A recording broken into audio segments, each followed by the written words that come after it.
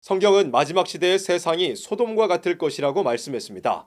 요한계시록은 11장 8절에서 두 증인이 증거를 마치고 쓰러질 때의 세상을 소돔이라고 했고, 그 외 다른 선지서에서도 마지막 시대가 소돔과 같을 것이라고 예언했습니다. 소돔은 창세기와 선지서, 편지서에서 기록된 바와 같이 동성애를 비롯한 여러 가증한 행위를 하다가 하나님께서 유황과 불을 비같이 내리사 멸해버리셨던 곳이었습니다. 그에 대해서 유다서는 소돔이 간음을 행하며 다른 색을 따라가다가 영원한 불의 형벌을 받음으로 거울이 되었다고 말씀했습니다. 지금 세상은 이미 소돔과 같이 되었고 앞으로 더 악화될 것입니다. 그런데 이 모든 현상 뒤에는 공산주의가 있습니다. 성경은 공산주의에 대해서 자세하게 예언했습니다.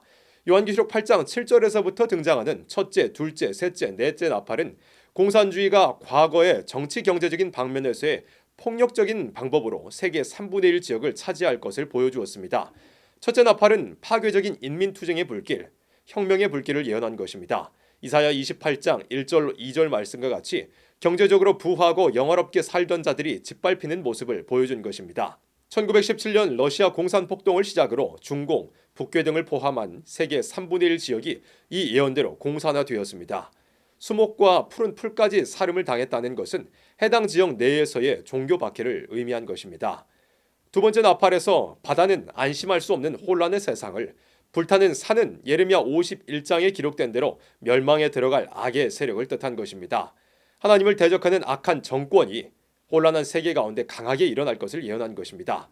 바다 3분의 1이 피가 되어 피조물이 죽는 것은 고깃대와 같은 백성들의 자유가 박탈되는 것을 뜻하는 것이고, 배가 깨어지는 것은 교통이 봉쇄되어 통행의 자유가 박탈되는 것을 의미합니다.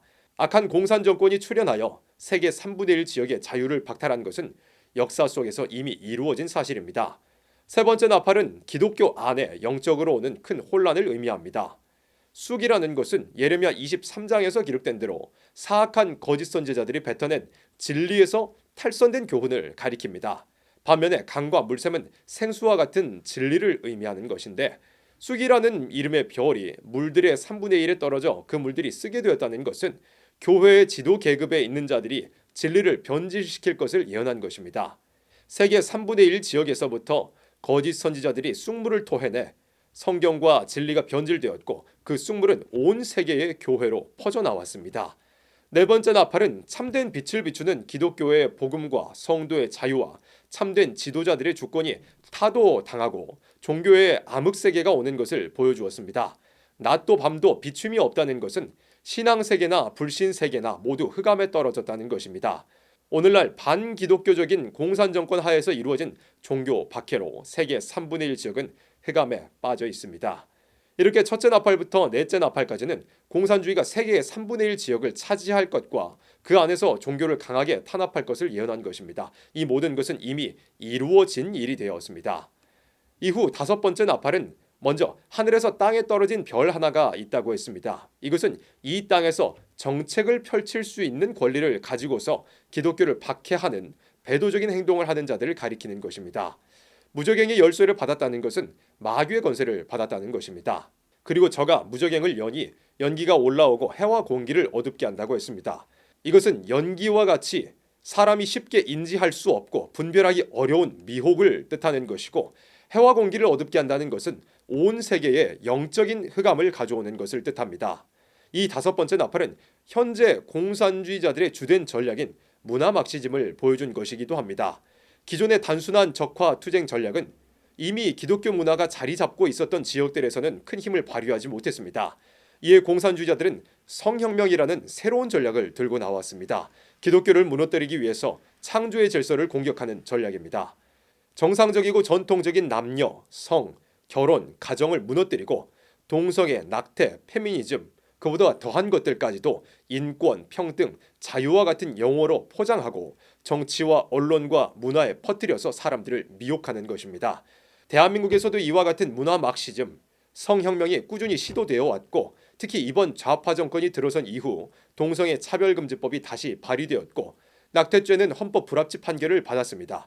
최근에는 건강가정기본법 개정안으로 정상적인 가족 개념을 삭제하려는 시도가 있고, 지난번 보궐선거에서는 페미니즘이 중요한 이슈로 떠오르기도 했습니다.